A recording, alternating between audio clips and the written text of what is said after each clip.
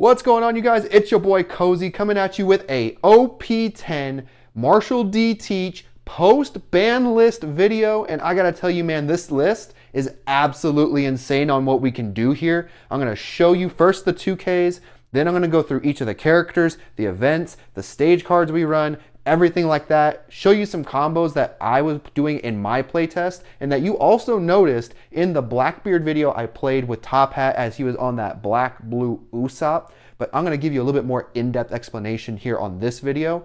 So without further ado, we're going to take a look, starting with our 2Ks.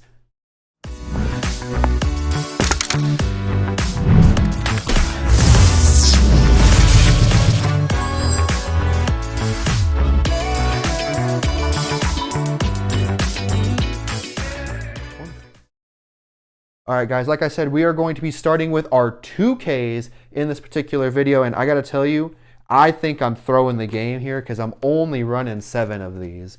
And if I should be running more, let me know in the comments what you guys think would be viable 2Ks.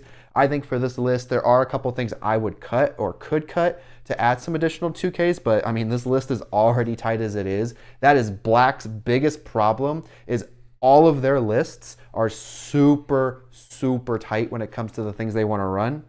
So for us, we're going to be running 4 of our boy Stronger, and then we're going to be running 3 of our other boy Shiryu. Both of these are very viable. I like the Stronger in this particular matchup as a 4 of, just because it allows us to, draw a card, minus stuff, really set us up for like the Doc Q plays, help us with things like Finger Pistol, Liberation, Black Hole, things like that. So Stronger is a very good facilitator in that particular matchup, because what you can do in this particular instance is you'll play Stronger, use Stronger's effect to trash, discard a card from our hand, and give something a -2 for the turn. And I mean, it just sets you up greatly for like a Doc Q. So a 3 cost, dead. 5 cost, dead with Finger Pistol. I mean, Finger Pistol kills it anyway, but it just makes you more solidified. A 7 cost, dead with Finger Pistol. 6 cost, dead with Black Hole. So like overall, it's just gone. Stronger, great facilitator in this particular list. The Shiryu, I do like as an additional swing option if we are running low on some resources. Usually I like to play the first one and use it as a 5K swing to draw 2, trash 2. To really start filling up the board in terms of pressure and filling up our trash for future plays with the Jesus Burgess. So like I said, 7 2Ks, that is kind of, in my opinion, throwing the game. I could go up to 9 with some of the options I do have, but even then, still 9's rough. That is Blackbeard's biggest issue right now, is he doesn't have a lot of 2Ks, but he does have a lot of 1Ks. What I mean by that is, first, we start with the Demon Sheriff himself. We run 4 copies of Lafitte Searcher. You gotta have this card in your opening hand no matter what, because either A, you play it turn 1, and turn 3 you don't really have anything to play. You can swing 7 Lafitte Search. You can dig for your pieces like Burgess, Kuzan, Stage, some KO options with the Doc Q, or the Liberation, or the Black Hole. Lafitte is the linchpin of finding the best alternatives for your toolbox kit. Next up, we are going to hit our 2 costs, which of course is 4 of our pop option, which is Doc Q.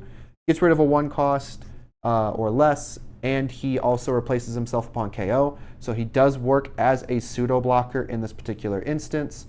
We'll rest him, KO something. They're either going to swing into it and allow us to draw a card from it, or they're just going to let him sit there and we get to continue popping 1 costs the entire game. And I'm cool with either option because A, I like drawing cards. I'm a filthy blue player in all my other TCGs, so drawing cards, great. Popping things because I like control, even better. So it kind of puts them in a rock and a hard place, and they don't really know what to do at that point. And then lastly, we do run 2 Vascos. This is something that you could technically remove to add some additional 2Ks. I personally don't mind having the Vasco shot in this particular deck because it gives me an alternative to not having Teach Blocker and at least having something up to kind of protect me in the early to mid game, and really just set me up for my later plays in the mid game, the late game, and get me ready to see some Marshall D Teaches hit the board. Looking at our 4 costs, you know I got to run him. 4 of that Jesus Burgess. He's just so strong in this deck. He just, 1, you can't get rid of him unless you bottom deck him, bounce him to hand, trash him if he isn't high enough in the Shanks matchup, for an example. But ultimately, he's just a really big body. You're going to swing heavy with him in this particular list because, 1, you're going to be using leader effect on the right turns, so you will be filling up at least 1 card in trash every turn. So he is going to be 5k base, plus for every 4 cards you have in your trash, he's going to get an additional 1,000 power. So there are going to be instances, especially in the late game, you're swinging 11, 12, 13 for no Dawn on 1 man. And I got to tell you, it's a strong looking man. I still do run 2 Laboons in my particular list. I think I like the Laboon. It really sets us up for dealing with higher cost characters. So in the kid matchup specifically, so when 8 cost kid hits the board, whether it's through Bonnie, Red Green Smoker, basically any green deck that is viable right now in the meta may or may not be running 8 cost kid. Laboon drops it down to 4.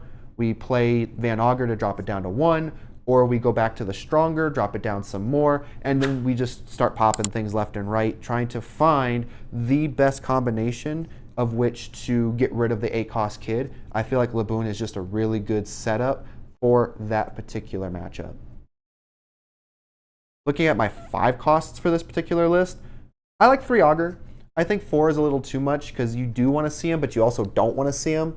And I think 4 was just a little too much for me and my personal play style because I want to tech in some other things. I want to put other cards at 4 or even just have like an additional 1 of, just so that way I can see those on a little bit more of a consistent level. And then of course, you know, the all-star of this entire deck, that 5-drop Kuzan that just dropped an OP10, man, I gotta tell you, this card is absolutely busted in this format. Basically what he does is, 1, you can't get rid of this thing by effect at all. He just stays on the board. Then he's got this activate main, and I gotta tell you, this activate main, pretty good. Basically, you are going to trash him, draw a card, and then play a 5 cost or less Blackbeard Pirate from trash. So essentially the combo you want to do is you want to swing with him, for 1, to add pressure to your opponent, either make them forced to give cards in hand or an additional life. Using his effect, you'll get rid of him, draw your card, and then you're just going to play Burgess. Because it's just insane. He replaces the Burgess count, so you're not losing power with the Burgess, but at the same time, you got an additional swing off. You now protect the Burgess from being swung into because he stands right back up. And it's gross. If you saw it in the Usopp video that I had with Top Hat, man, that Kuzan flooding the board with Burgesses left, right, and center and still swinging was just an absolute game changer for that particular matchup. And then, of course, you know, we have 10-drop Marshall D. Teach, probably the best blocker, in my opinion, in the game. Granted, Sabo exists, can't KO things, that's cool. I have a 12k beat stick that's going to swing when I have at least 1 other Teach on board or in my hand that I'm getting ready to play. It's going to turn off your blocker effect. It's going to turn off your 10-drop Shanks so I can actually swing for 12. It's absolutely insane to see this particular type of leader get this powerful of a blocker unit as its top end curve. Ideally, you want to stack 2 or 3 Teaches on board and then stack an additional 1 or 2 Burgesses on board. So you're swinging 11, 12, or 12, 13.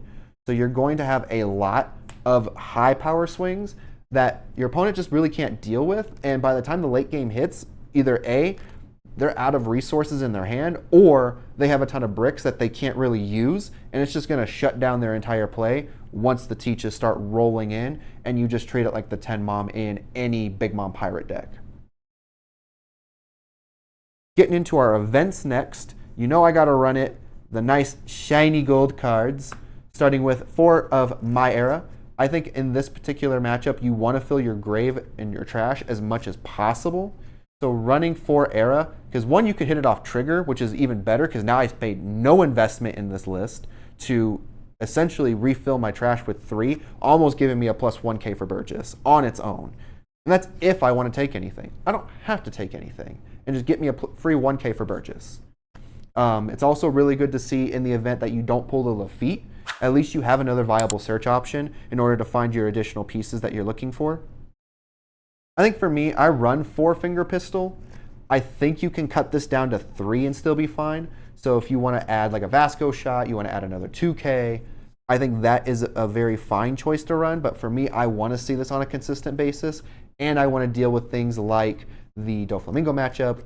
Of course, now that Zoro is one of the top decks in the format, you want to get rid of that book chopper as fast as humanly possible. So finger pistol off life, even better.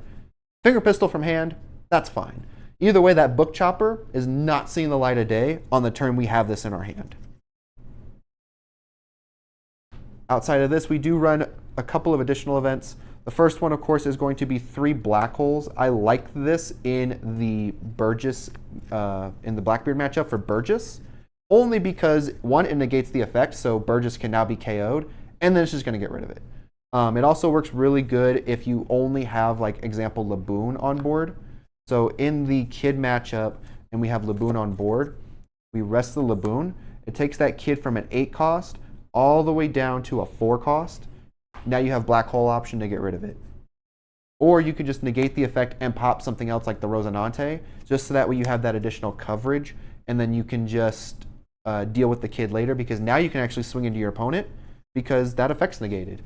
So you have some workarounds when it comes to like the green matchups.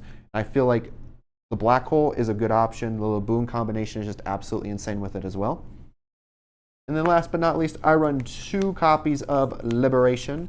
This is going to be really good into your board spamming list. So pre-ban list, it was the Doflamingo matchup that you'd be worried about. Now you got to worry about the Zoro. Now you got to worry about Zushanks, because apparently that's a thing now on the sim, and everybody just wants to try it left, right, and center, which I may up this particular one by getting rid of a finger pistol, replacing it with a Liberation, but kind of waiting to see how the meta kind of shapes out. Zoro's really the only major one that I have seen that really spams the Borm that way. Of course, Zushanks is an option, but that's also very inconsistent, and not a lot of people quite understand how Zushanks works, but they understand how Zoro works.